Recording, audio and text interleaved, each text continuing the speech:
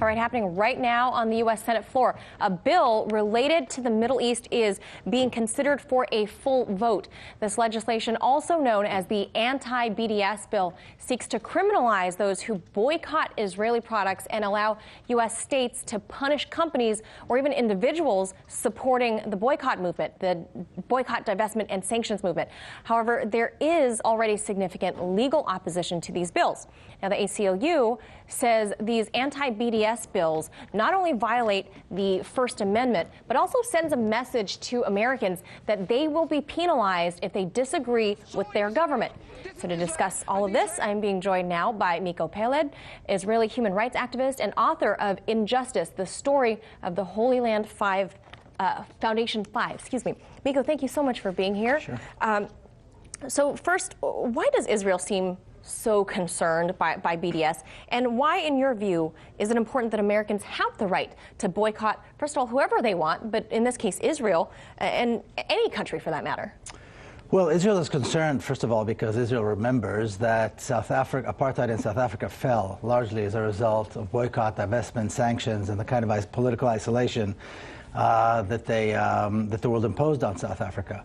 And they know, they've learned from that experience. So they're on the offensive. They're here in the United States, and they're in Europe, and they're everywhere fighting the possibility that one day all of these countries will start imposing sanctions and boycotting them and divest and so forth. And that's why they're scared, because they know it's effective and they know it works, and I think they see it growing. Americans have a First Amendment right. I mean, that's what this is all about. And to deny Americans the right to boycott, and particularly on an issue that is such an important issue, this is really the moral issue of the day, is absolutely criminal, and it's cowardly. And, you know, in addition to these anti-BDS bills, since 2014, so the last few years, at least more than 100 similar measures have been introduced in local state legislators all across this country, and 5 executive orders have also been issued to punish anyone who advocates for Palestinian rights. How is it possible that a foreign state can have so much influence over American domestic policy and even local politics?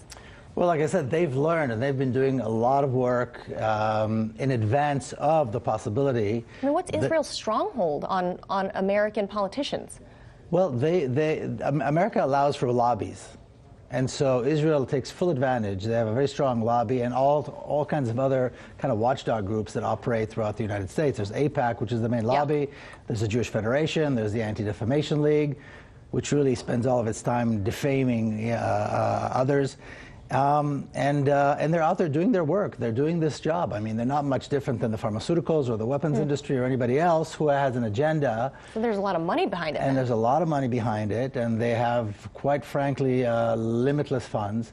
And they are out there because they know that they're on the wrong side of the issue, and they know they can take advantage of the weak, spineless American politicians who are selling their soul for this and to support Israel. And, you know, people might wonder, though, why boycott? Why not just leave these matters to the UN or some outside council to determine what justice is? Why should people bother boycotting?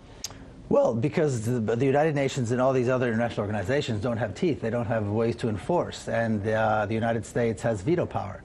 So, and boycott is something that anybody can do. It's something in which anybody can participate. So it empowers people to say this is wrong, and we demand that our elected officials or unelected officials in countries where they're not elected act in a certain way, and that's what boycott is all about. And right, again, it's your individual voice. Like, you can choose not to buy something at the mall. Of course. So it's something that it empowers everybody to participate in the struggle, which, like I said, today is the moral struggle. It is the moral struggle of our time. This is the issue that we're all going to be judged upon by our children and grandchildren. Where did you stand on Palestine?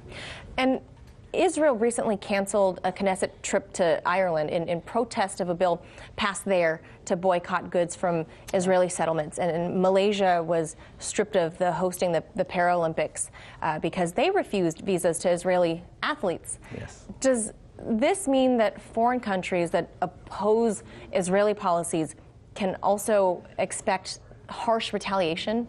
Well, of course, I think it's quite telling that these are smaller countries that seem to show more courage than much larger countries who collaborate with Israel and support Israel and sell Israel weapons and provide Israel with funds and so forth. So I think what's important is for countries who are willing to take the step to realize that they are going to be penalized, because the other side, the Israeli lobby, the countries who support Israel, are going to be fighting them so as to make sure this doesn't continue. And I think we should all be inspired, and we should all other countries should follow the example of Malaysia and Ireland and others who stand with the Palestinian cause. And how do you see all these bills playing out? I mean, is there really any way to silence the individual American voice to choose and spend their money and do as they see fit? Look, this is an act of desperation. There's no question about that. They're taking advantage, like I said earlier, of spineless, gutless politicians who are willing to sell their soul instead of do the right thing. The Malaysian Minister of Sport said, you know, what's more important, hosting a sporting event or losing our moral compass? We stand with our moral compass. We stand with the people of Palestine. And again, it's interesting that a small country and a government of a small country is willing to do this and stick their neck out like this, and hopefully others will support them, whereas bigger, larger countries don't dare to do this. Yeah, and obviously you really can't individualize people's choices, or else that's a whole different, you know, we're looking at the Gestapo all over again. So, all right, as always, thank you so much for sharing your expertise and insight with us. Miko Pele. Thank you. Hey YouTube, thanks for checking out our channel. We hope you enjoyed the video. We have tons of content for you just like this. For more of RT America's one-of-a-kind news and analysis, be sure to subscribe and never stop questioning more.